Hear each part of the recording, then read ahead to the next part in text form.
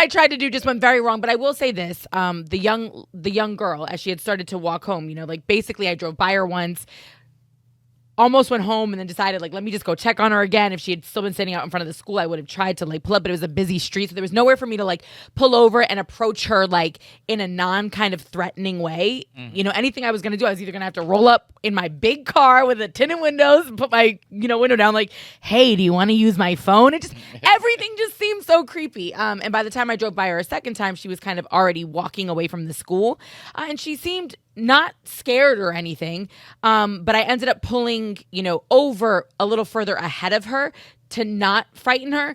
And when I finally did put my car in park and got out, she had busted a right so fast. So, two things came to mind. One, I definitely scared her.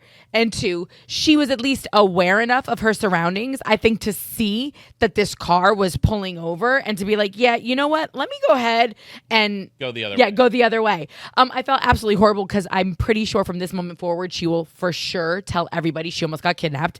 That is going to be the story. Although maybe she got some Jackson's ice cream out of it or something. Who knows? Later on that day. But the other thing was I didn't want to call the cops because I didn't want DCFS to get involved if parents had just honestly made a mistake, and that was something that the co-host of my radio show was adamantly in favor of.